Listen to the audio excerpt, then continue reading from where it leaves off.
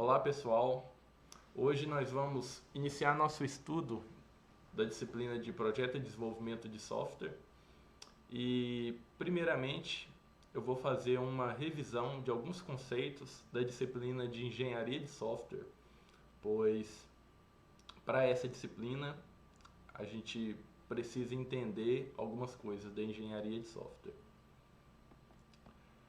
Bem, eu vou começar falando aqui qual que é a importância desse curso. Isso também pode ser aplicado à disciplina de Engenharia de Software. Muitos de vocês, quando estiverem no mercado de trabalho, vocês vão ser contratados como engenheiro de software. É claro que o mercado ele tem várias nomenclaturas, certo? Como Full Stack Developer, Front-End ou Back-End Developer, arquiteto e etc. Mas no fundo vocês vão ser todos engenheiros de software. E o engenheiro de software, né, a grande parcela do mercado vai acabar atuando como engenheiro de software. E o mercado vai esperar que vocês saibam diversos métodos e boas práticas de programação. E o objetivo desse curso é ensinar um pouco disso para vocês. Bem, mas de onde surgiu essa preocupação com a engenharia de software, né? Tudo isso começou em 1968 com a chamada crise de software. O que aconteceu em 68? Até 1950, o software era meio que deixado de lado, certo? Ele não era o foco principal das aplicações. Por quê? Porque poucas instituições tinham acesso a um computador. Eram principalmente instituições de pesquisa, universidades ou instituições militares, né? Por causa da Segunda Guerra Mundial e, em seguida, a Guerra Fria.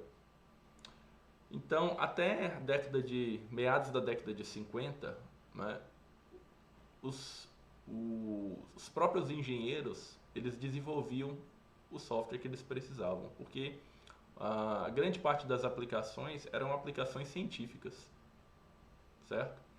Então, a partir de meados dos anos 50, empresas começaram a querer utilizar os computadores no seu modelo de negócio. E elas sentiram a necessidade de sistemas de software, né? E o que começou a acontecer? Os sistemas começaram a ficar mais e mais complexos e acabou que eles chegaram à conclusão que faltava planejamento na hora de desenvolver esses sistemas de software. E a manutenção, então, era uma coisa terrível, né? Então, em 1968, teve uma conferência da OTAN que um grupo de engenheiros eles levantaram esse problema, né? E daí surgiu o termo engenharia de software, porque eles chegaram à conclusão que seria necessário alguma forma de gerenciar o desenvolvimento de software, né, de sistemas complexos. Então aqui tem um comentário de um participante da conferência. Vou ler para vocês. Certos sistemas estão colocando demandas que estão além das nossas capacidades. Em algumas aplicações não existe uma crise, mas estamos tendo dificuldades com grandes aplicações, tá? Essas aplicações que não existiam crise são aplicações pequenas, né? Sistemas simples. Agora, quando os sistemas começaram a ficar complexos, eles viram que até a época não tinha nenhuma forma de tratar esses problemas, né? De seguir um método para o desenvolvimento de sistemas. Então aqui vou ler para vocês a definição de engenharia de software. Engenharia de software é uma área da computação destinada a investigar os desafios e propor soluções que permitam desenvolver sistemas de software, principalmente aqueles mais complexos e de maior tamanho, de forma produtiva e com qualidade. Qualidade aqui é a palavra-chave, tá? Então aqui tem um livro que eles resume, que eles simplificam ele como a sigla dele, né? SUEBOC, que a gente pode traduzir como conjunto de conhecimentos para a engenharia de software, tá? Então, nesse livro, ele tem lá uma série de conceitos que são explicados em detalhes sobre a engenharia de software. Tá? Esses conceitos são a engenharia de requisitos, projeto de software, a construção de software, testes de software, manutenção de software, gerência de configuração, gerência de projetos, processos de software, modelos de software, qualidade de software, a prática profissional e os aspectos econômicos. É claro que na aula de hoje a gente não vai conseguir estudar todos esses itens em detalhes.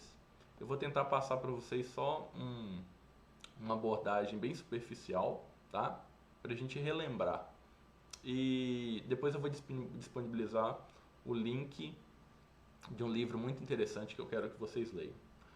Bem, então, esse link é o que eu vou disponibilizar no AVA, é onde vocês vão encontrar esse livro, que é o livro Engenharia de Software Moderna, tá? Que é o livro que a gente vai usar nessa disciplina e é onde eu encontrei esses slides. E o bom desse livro é que ele está disponível gratuitamente na internet, tá? É um livro de um professor da UFMG e vai ser muito interessante para o nosso curso. Ele vai dar uma abordagem mais moderna, né? Como o próprio nome diz. Bem, tem um artigo muito interessante que eu também vou depois disponibilizar no AVA, que eu quero que vocês leiam, que é o artigo No Silver Bullet. Tá? Traduzindo, não existe bala de prata. Tá? O que ele quer dizer com isso é que não existe uma solução mágica na engenharia de software, né, que vai resolver todos os problemas, certo? Então, não existe um método que seja aplicado de uma forma geral em qualquer processo de desenvolvimento de software, tá? Quem falar isso, ele está mentindo. Então, o que já é amplamente aceito na engenharia de software é que os métodos que a gente vai ver aqui nessa disciplina, a gente vai ver mais alguns métodos mais para frente, eles têm que ser adaptados ao processo de desenvolvimento da empresa, certo? Então, eles não são processos rígidos, né, que só tem que seguir aquilo ou nada. Né? Não, eles são flexíveis, ele te dá as opções e o engenheiro, né, o gerente, ele vai ter a opção de escolher o que vai ser melhor para a empresa. Tá? Depois a gente vai dar uma olhada melhor nesse artigo. Nesse artigo do Não Existe Bala de Prata, o autor ele relata algumas dificuldades essenciais no processo de desenvolvimento de software. Né? A primeira delas é a complexidade. A gente pode falar disso como a complexidade do desenvolvimento de software. Né? O processo de desenvolvimento de software é uma atividade complexa que está ligada a atividades essenciais de produção, certo? Que simplesmente não podem cometer erros, porque o impacto é muito grande. E a questão da conformidade, ela está relacionada à facilidade de um software se adaptar ao ambiente em que ele se encontra. Por exemplo, a facilidade de adaptar alguma regra de negócio, né? Pensando aqui, por exemplo, se um software de pagamento, por exemplo, né? Se há alguma mudança no recolhimento dos impostos, esse tipo de coisa, o software ele tem que rapidamente se adaptar. E a facilidade de mudanças está relacionada à capacidade de evolução do software. Né? O software ele tem que ele tem que ser fácil de evoluir, né? De adicionar novas funcionalidades. É o que se espera de um software, certo? E a questão da invisibilidade seria o seguinte, né? Você tem aí, é difícil você medir um software. Qual que é a complexidade de um software, né? Você pode olhar a quantidade de linhas de código, mas é muito superficial, tá? Então, a invisibilidade refere-se a essa dificuldade de avaliar um software. Bem, vamos então fazer alguns comentários aqui de cada área do nosso livro de conhecimento, do conjunto de conhecimentos de software, né? O SWEBOK. Bem, a primeira área aí da engenharia de software é a área de requisitos de software, né? Essa área de requisitos de software, o objetivo dela é criar um documento de requisitos. E esse documento ele vai ter lá especificando o que o software, quais as funcionalidades que esse software tem que ter, certo? E essas funcionalidades elas vão ser divididas aí em os requisitos funcionais e não funcionais, tá? Os funcionais é aquilo o que o sistema deve fazer, as funcionalidades, os serviços que ele deve implementar. E já os não funcionais são aqueles requisitos de como o sistema deve operar, certo? Quais as restrições, o tempo de espera, a qualidade do serviço, tá? Então aqui tem alguns exemplos de requisitos não funcionais nesse slide. Questão do desempenho, por exemplo, pensando num sistema de banco, onde o saldo ele tem que ser mostrado para um cliente em menos de 5 segundos, certo? A questão da disponibilidade, pensando aqui, por exemplo, no sistema do Enem. O sistema tem que estar 99,99% do tempo disponível, certo? É um requisito não funcional. Capacidade. O sistema ele tem que ser capaz de armazenar dados de 1 milhão de clientes, certo? Tolerância a falhas. Você não quer que o seu sistema caia. Então pode ser que aconteça alguma falha, mas ele informe isso ao usuário, que aquela operação não foi executada por algum motivo. A gente não quer que o sistema dê um crash, né? Ou que dê uma famosa tela azul, certo? E outro requisito funcional é a questão da segurança. Os dados têm que ser criptografados, por exemplo, caso haja uma troca de informação entre diferentes sistemas, certo?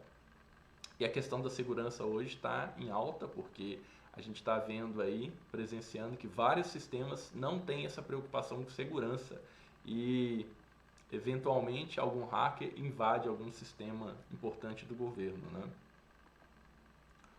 Outros requisitos não funcionais, a questão da privacidade, você não pode armazenar a localização dos usuários ou não pode armazenar a identificação dos usuários, você pode armazenar os dados, certo? É um tipo de requisito referente à privacidade. A interoperabilidade, ou seja, que o sistema, ele tem que, pensando aqui num sistema de banco, ele tem que se integrar facilmente com os sistemas do Banco Central, certo? Que é o Bacen. Outro requisito refere-se à manutenibilidade. A manutenção tem que ser ágil, certo? Caso encontrado um bug, esse bug tem que ser corrigido em no máximo 24 horas, certo? É um requisito não funcional.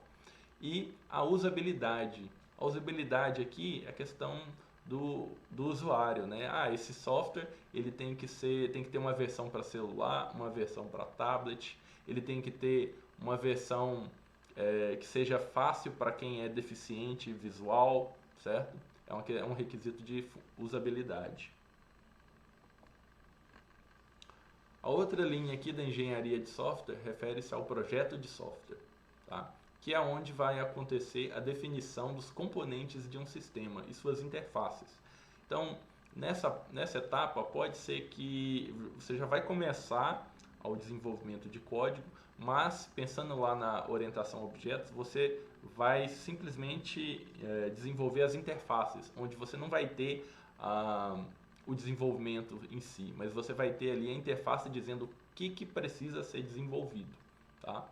Então, nessa etapa você vai precisar estudar as propriedades de projeto, os princípios e os padrões de projeto. Tá? Agora a etapa de construção de software, né? Que é a etapa de desenvolvimento, certo? E nessa etapa você vai ter aí algumas preocupações.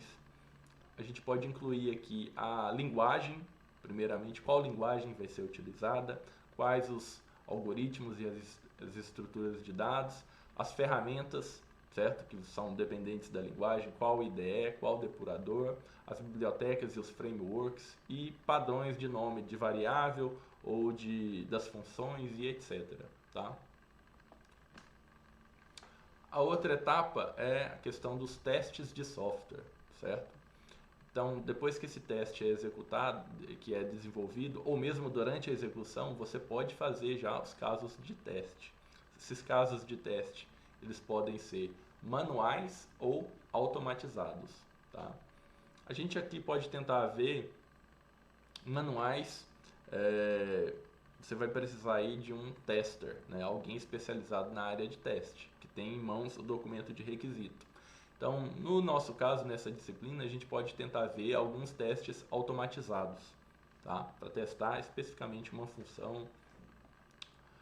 E tem uma frase famosa aqui do Dijkstra que diz o seguinte, né? Que os testes de software, eles mostram a presença de bugs, mas não a sua ausência. Ou seja, você pode testar um software exaustivamente, um sistema de software, mas você nunca vai poder dizer que ele está livre de bugs. Você pode dizer que não foram encontrados nenhum bug, certo? Mas sempre vai existir algum erro. Outra observação importante aqui, né, do Allen Holub. Todo software é testado. A questão é se o tester é você ou seus usuários, né? Aqui ele está sendo um pouco irônico, porque se você está testando, você programador, se você está testando, né, o seu teste já é um teste meio enviesado, né? Porque o desenvolvedor ele quer que aquele software, que aquele sistema funcione. Então ele não vai fazer um teste assim tão detalhado, né? Tão profundo. Mas e os seus usuários, se eles fizerem um teste, significa que eles já estão testando o sistema em tempo real, né? Já depois da implantação. E já seria uma falha, né? Um teste para encontrar uma falha. Então aqui no livro ele faz uma definição do que seria um defeito, um bug, um erro, certo? E o que ele quer dizer aqui é que um defeito é a mesma coisa que um bug, tá? Um bug. Então aqui ele mostra um código, por exemplo, que ele está calculando a área de acordo com uma condição ali, né?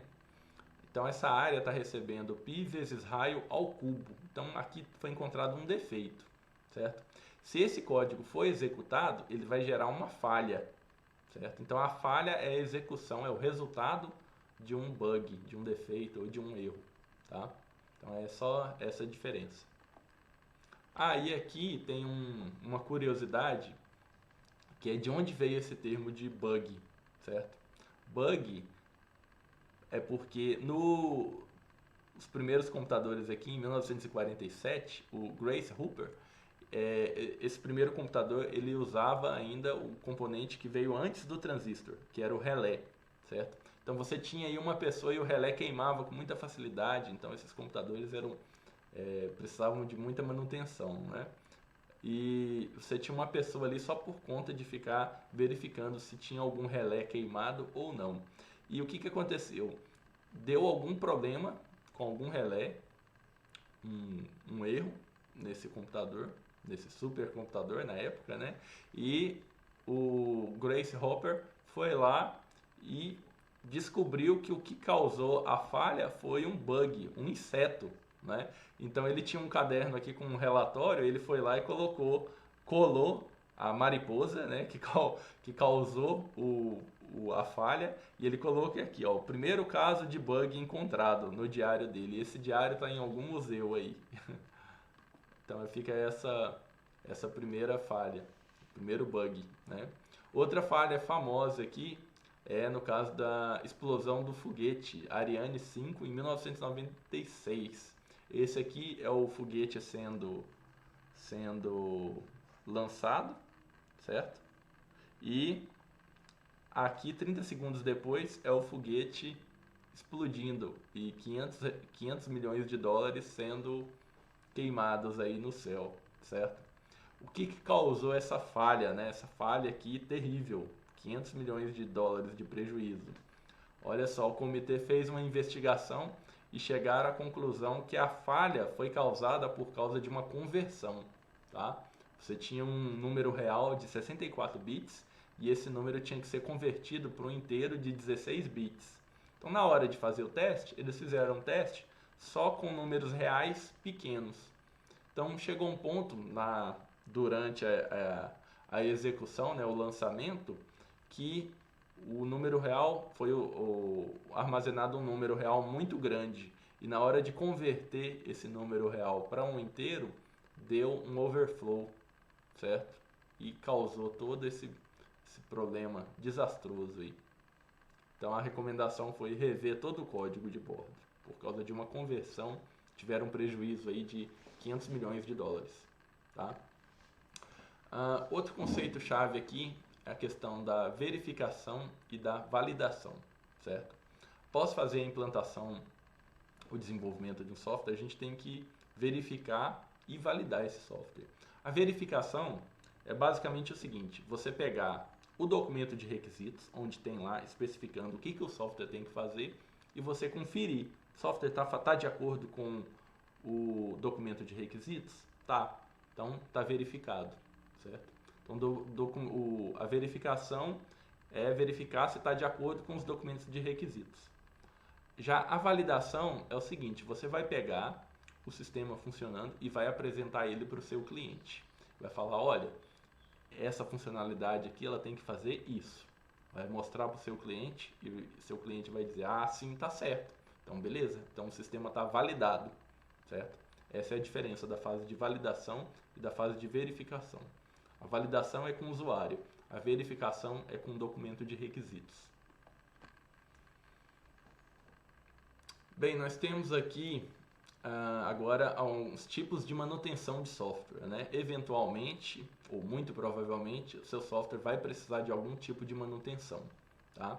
Então nós temos aqui 5 tipos de manutenção: a manutenção corretiva, a preventiva, a adaptativa, a refactoring e a evolutiva. A corretiva é o seguinte: o seu cliente está executando o software, o sistema, e encontrou um erro, certo? Aquele erro vai ter que ser corrigido. Então essa é a manutenção corretiva, corrigir algum problema que já foi encontrado.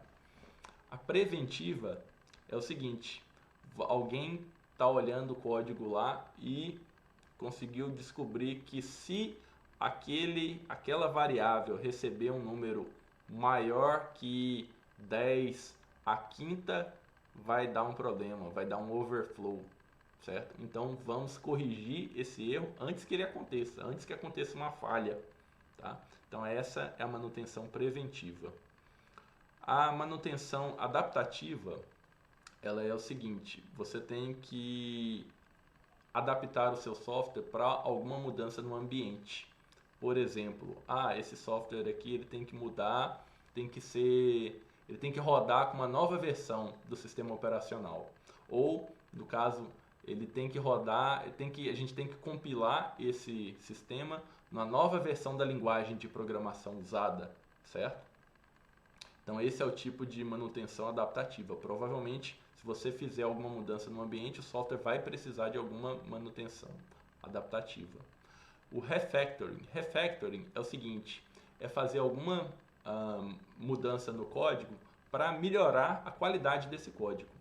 Tá? Que tipo de mudança a gente pode pensar aí? Digamos que você tenha lá uma função, só que essa função está muito complexa, está difícil de entender. Se um outro programador pegar aquela função, ele vai ter dificuldade de entender o que ela está fazendo. Então, a gente pode pegar essa função e dividir ela em duas, certo? Para simplificar o código. Então, esse é um tipo de manutenção refactoring, tá? Para melhorar a qualidade do código. E a manutenção, por fim, a manutenção evolutiva, que é você adicionar novas funcionalidades naquele software e ele vai precisar evoluir, né, apresentar novas funcionalidades. Então aqui são apresentados alguns exemplos, tá? Um exemplo de manutenção preventiva foi o que aconteceu no ano 2000, de 99 para 2000, né, que foi o chamado bug do milênio. O que acontecia? Você tinha a representação da data, se eu não me engano, era em COBOL. Ela era representada o ano era representado utilizando só 2 dígitos, certo? Então o que acontecia? De 99 ele ia para 00 e provavelmente se fosse feito alguma mudança, algum cálculo usando a data, né, o ano, ia dar problema, porque a gente poderia, você pegar 99 e subtrair de 98, dá um ano de diferença. Agora se você pegar o ano 2000, 00, e subtrair de 99, aí ia dar um problema. Então esse foi o chamado bug do milênio, certo? E foi feito essa mudança e no final das contas eles chegaram à conclusão que os riscos e os prejuízos foram superestimados. Mas assim, na época foi todo mundo estava com medo dos sistemas computacionais da época entrarem, travarem, né, darem uma falha geral aí e o mundo todo perder dinheiro com isso. Agora aqui vai um exemplo de refactoring, tá? A manutenção para incrementar a manutenibilidade, ou seja, né, não corrige bugs, mas implementa novas funcionalidades para tornar o sistema mais fácil da manutenção, tá? Então aqui no caso, olha só, renomear uma variável, renomear uma classe, extrair uma função, dividir uma função, né, ou mover uma função, esse tipo de alteração, tá? Que não vai adicionar nenhuma funcionalidade nova, tá? Mas vai melhorar o código. A gente tem aqui que são os sistemas legados, tá? Sistemas legados, eles são sistemas antigos que usam linguagens, SO, sistema operacional, banco de dados antigos. Eles têm uma manutenção custosa e arriscada, né? Porque os sistemas estão em execução e normalmente eles estão em alguma atividade essencial, né? Então, quando a gente fala em sistema legado, não quer dizer que aquele sistema é irrelevante, tá? A gente tem que, se o sistema está há muito tempo em uso, né? O sistema está, imagina, 10, 20, 30 anos em uso, é porque aquele sistema é importante, né? É muito bom. Então, esse é um exemplo do que acontece na linguagem COBOL, tá? COBOL é uma linguagem apropriada para a área de finanças e ela é muito usada no desenvolvimento de sistemas bancários, tá? Então, você tem aí, vou dar um exemplo, o Banco do Brasil. Aqui não está falando, mas o Banco do Brasil, ele tem internamente o sistema dele é todo em COBOL, certo? Hoje em dia, a gente já tem aí uma interface, né, que permite você ter acesso ali pela internet, uma interface em Java, né, do sistema do banco, você consegue acessar, do Banco do Brasil, pelo menos. Mas, internamente, né, aquele código ali é executado em COBOL. Então, olha só, tem uma estimativa aí de que existem ainda 200 bilhões de linhas de código em COBOL, maioria sistemas de banco, né? Então, 95% das transações em caixa eletrônico são em COBOL, certo? Um banco, olhar aqui, um banco europeu tem 250 milhões de linhas de código em COBOL, tá? A gerência de configuração, outra linha importante da engenharia de software. Gerência de configuração, você pode realizar essa gerência utilizando um sistema de controle de versão.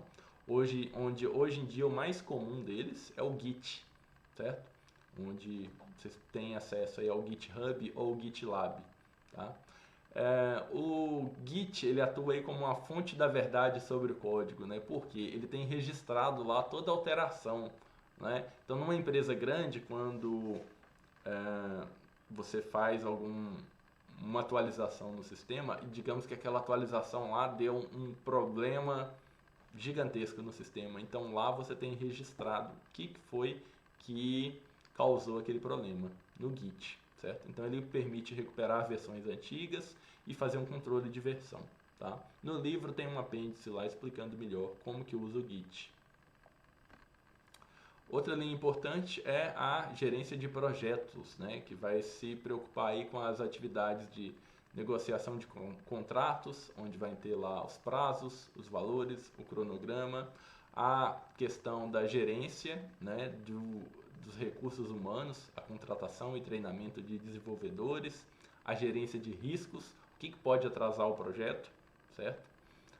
E o acompanhamento da concorrência, marketing, esse tipo de coisa. Então, tem um mito de software aí que diz que se o projeto está atrasado, é só você contratar mais desenvolvedores que o projeto vai adiantar, né? Vai andar no prazo. E isso é o que eles chamam de lei de Brooks, tá? Que o Brooks, nesse livro dele aí, ele explica que incluir novos desenvolvedores em um projeto que já está atrasado vai só deixar ele mais atrasado ainda, não vai melhorar nada. Por quê? Né? Esses novos desenvolvedores eles vão ter que se inteirar do projeto, né? De como que vai e o que vai acontecer. Os desenvolvedores que já estavam atuando antes, eles vão ter que parar a atividade deles para tentar ajudar esses novos desenvolvedores, né? O que vai virar uma bola de neve aí. Então, nessa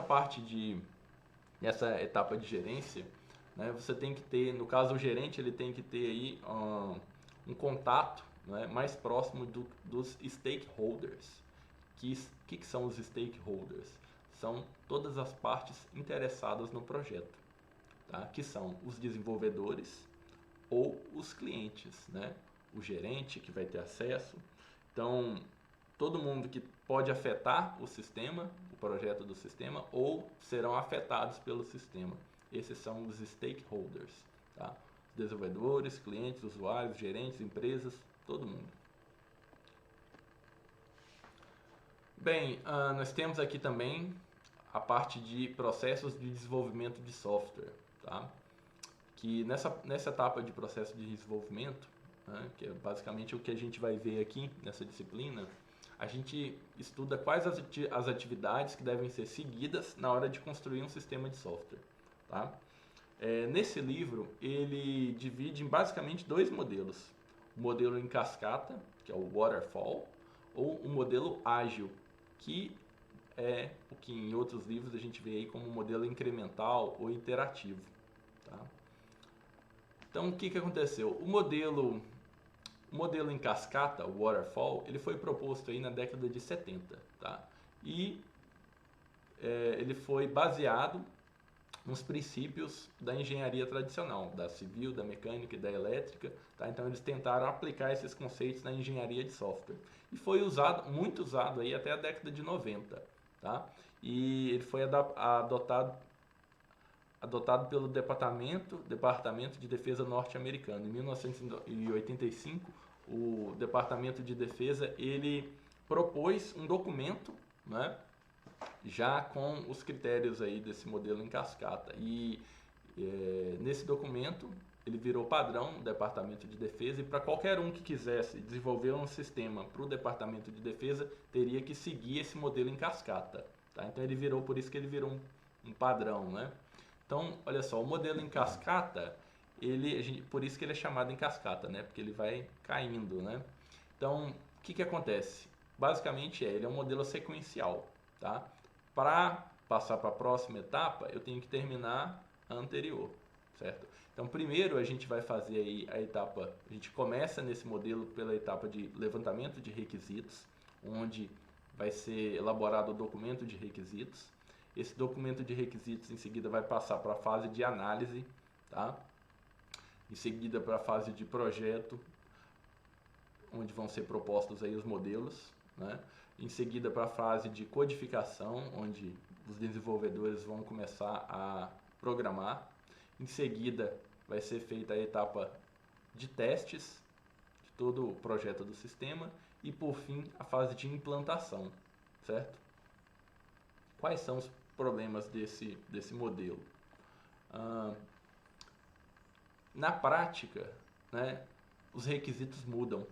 E o que acontece? Nesse modelo, você tem ali o documento de requisitos, ele é feito lá na primeira etapa, né? E ele não passa por nenhuma revisão, nada. Então, o que pode acontecer? Até a fase de implantação, esses requisitos mudarem. E quando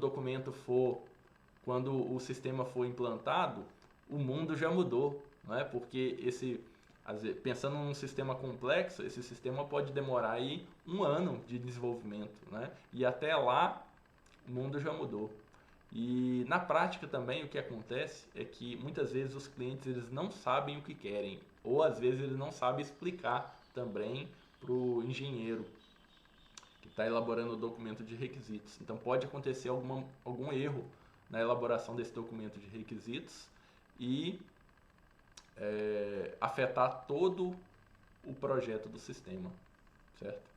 Então, o que pode acontecer? As documentações se tornarem obsoletas, né, com o tempo. Então, o modelo waterfall, o modelo em cascata, ele tem esse problema, né? Ele não é um modelo ágil, né? Ele não é facilmente atualizado, certo? E diante dessas dificuldades surgiu o Manifesto Ágil, né? Em 2001 houve aí um encontro com alguns engenheiros de software e fizeram uma crítica ao modelo sequencial, né? Consideravam ele muito fixo, né? Eles precisavam de um modelo mais flexível. Então foi proposto aí um novo modelo incremental e iterativo. Tá? Depois a gente vai ver melhor esse manifesto ágil. Então nesse manifesto ágil foram propostos aí alguns conceitos novos que seriam valorizados nesse novo método, né? Então eu vou ler aqui para vocês, olha só, o manifesto ágil para desenvolvimento ágil de software. Estamos descobrindo maneiras melhores de desenvolver software, fazendo-os nós mesmos e ajudando outros a fazerem o mesmo. Através deste trabalho, passamos a valorizar indivíduos e interações mais do que processos e ferramentas, certo? Software em funcionamento mais do que documentação abrangente, colaboração com o cliente mais que negociação de contratos, responder a mudanças mais que seguir um plano. Ou seja, mesmo havendo valor nos itens à direita, valorizamos mais os itens à esquerda, né? Então ele veio com a ideia totalmente contrária ao modelo sequencial, né? Que valorizava muito os processos, as ferramentas, a documentação, certo? Então aquele plano tinha que ser seguido. E já o Manifesto Ágil não, ele já veio aí com uma ideia nova para responder rapidamente às mudanças. Então, hoje em dia é muito usado nas empresas de software, tá? Eu acho que poucas vão usar o modelo sequencial, se é que usam, né? E a gente vai acabar estudando um pouco aí sobre esses métodos ágeis de desenvolvimento, tá? Então, como diz aqui, olha só, ele teve um profundo impacto na indústria de software. Hoje tudo é ágil, né? E assim, ficou até essa nomenclatura está até um pouco desgastada, né? Ágil, o profissional ágil, o executivo ágil, as empresas estão explorando muito isso, né? Esse adjetivo e foge um pouco do conceito, né? De onde ele foi aplicado inicialmente. Então aqui nesse livro do Engenharia de Software Moderna, né, eles fizeram aí uma pergunta aí para 415 desenvolvedores e para saber qual o processo de desenvolvimento está sendo usado, né? E olha só, 87% está utilizando um modelo ágil, né?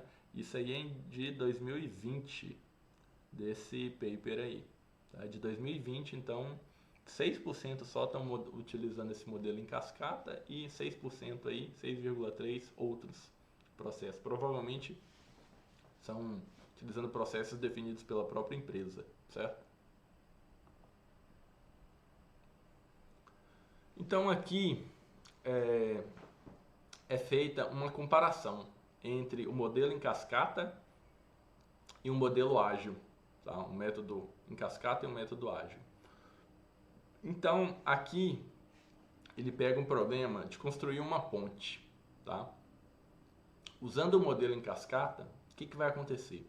Primeiro vai ser feito o projeto preliminar, né, dessa ponte e o levantamento de todos os requisitos, qual que é o comprimento dessa ponte, qual material vai ser utilizado, certo? Qual vai ser o custo. Em seguida vai ser feito uma maquete do projeto, né, dessa ponte, já para ter uma ideia. Em seguida vai ser feita uma simulação para ver se essa ponte vai estar, se esse projeto, né, essa maquete vai estar resistente, por exemplo, a vento, né, ao peso, qual o peso máximo que ela vai suportar. Tudo isso pode ser feito ou numa simulação em computador, certo? E por fim, após essa simulação, vai ser feita aí a construção da ponte, né, para então fazer a entrega e a inauguração. Tudo sequencial, né, um depois do outro, um processo depois do outro. Já o modelo ágil, olha só como que seria feito. Você vai primeiro construir a primeira versão da ponte, tá? Só que aí você vai fazer uma versão simplificada dela. Você vai fazer uma ponte só com uma pista, certo? Em seguida, você vai pegar e construir a segunda pista. Então aí você já vai ter uma ponte de 2 pistas. Mas aí por fim, você vai duplicar as 2 pistas, né? Para ter 2 pistas indo, 2 voltando, certo? Então, dessa forma seria utilizada a solução ágil, né, no processo de construção da ponte. Seria uma forma incremental, né? Então, para projetos que têm um grau de incerteza, o método ágil é mais adequado, tá, do que o método sequencial. A gente tem aqui uma outra etapa, que é a modelagem de software, né? Que o modelo é igual a uma representação no nível mais alto do que o código, tá? E o modelo ele pode ser usado para explicar o design para os devs, o design do projeto, né? Documentar o projeto, facilitar a compreensão e manutenção para evitar qualquer ambiguidade, né? Às vezes o documento de requisitos ele tem alguma ambiguidade, né? Então a modelagem serve para isso, tirar qualquer dúvida que tiver. E a principal linguagem para modelagem que a gente vai ver nessa disciplina é a UML, né? Que é uma linguagem gráfica para modelagem de software.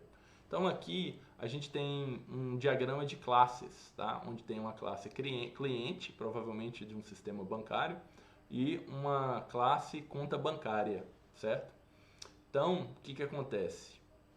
Olha só, você tem aqui o cliente, ele tem os atributos, o ID, o nome, um atributo especial, se ele é um cliente especial ou não, e a conta bancária tem um saldo e tem os métodos get saldo, get nome do cliente, get extrato, certo? Esse aqui é o diagrama de classes que a gente vai ver mais para frente.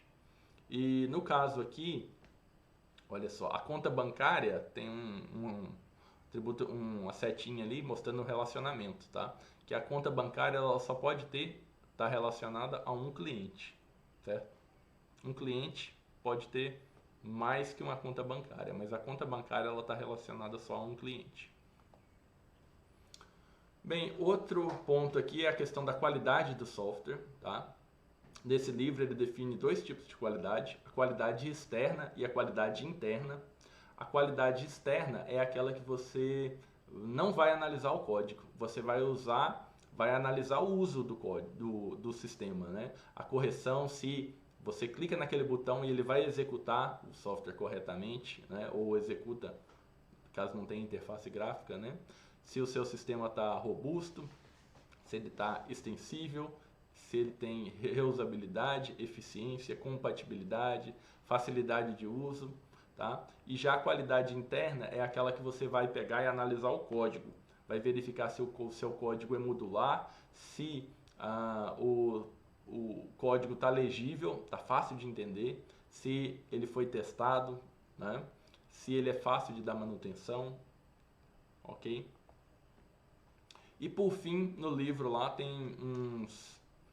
um ponto aqui sobre a prática profissional do engenheiro de software. Então faz alguns comentários sobre a questão da ética, das certificações, da regulamentação da profissão, dos cursos de graduação e do currículo de referência, que eu sugiro fortemente que vocês deem uma lida lá para tentarem aplicar isso na vida de vocês, né? Na vida profissional. Então aqui, olha só, tem alguns aspectos éticos, né, importantes. Os engenheiros de software começam a questionar o uso que as empresas fazem do software desenvolvido por eles, né? Os engenheiros do Google se recusam a construir uma ferramenta de segurança para, digamos assim, vencer contratos militares, né? Então, aí a questão da ética, o engenheiro ele tem que agir contra os conceitos dele, porque a empresa está exigindo, né? Então, isso é um ponto bem importante lá.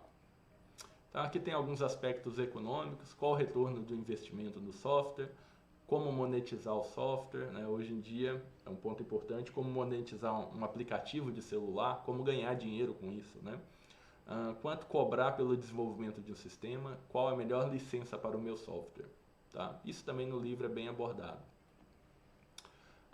Lá ele também faz uma classificação dos tipos de sistema, tá? Normalmente os livros fazem uma classificação diferente, certo?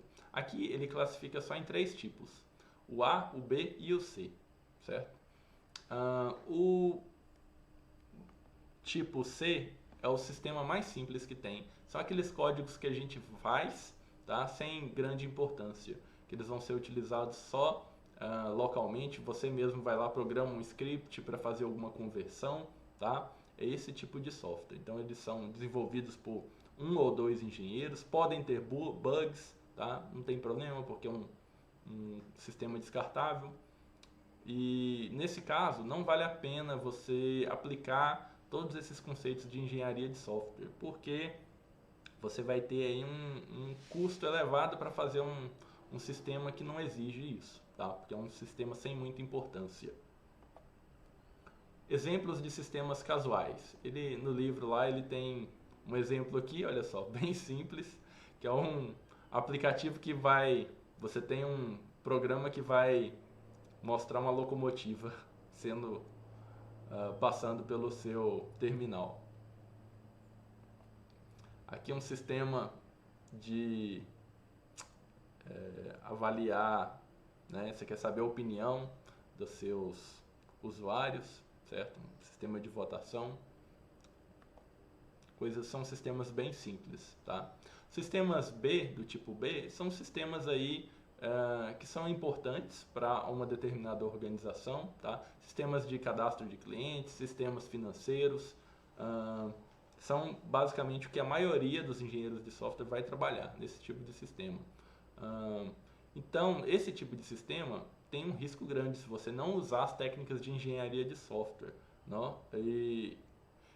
Porque são sistemas grandes que provavelmente vão ter grande problema na etapa de desenvolvimento. E já os sistemas A, que ele chama aqui de acute, né? Eles são sistemas críticos, que a gente chama, né? Que esse sistema ele não pode falhar de jeito nenhum, porque o custo de uma falha dele é imenso, tá? É o caso lá do sistema lá do foguete, do lançamento do foguete, né? Ele vai ter, poderia causar perda de vida humana e além de um custo, né? Um prejuízo enorme. Então são sistemas críticos, um sistema de metrô, né? Um sistema de carro autônomo, um sistema de aviação, da medicina, são sistemas críticos do tipo A. Então aqui ele dá alguns exemplos, olha só. Normalmente para desenvolver esse tipo de sistema, eles exigem certificações, certo? Por parte do engenheiro. A gente não vai entrar em detalhes desse tipo de sistema. E eu finalizo aqui esse grande resumo, né, das atividades da engenharia de software, e eu espero que ajude vocês a entender melhor essa disciplina, e eu recomendo também a leitura do primeiro capítulo desse livro, que eu vou colocar o link no AVA, certo? Então, até a próxima e muito obrigado.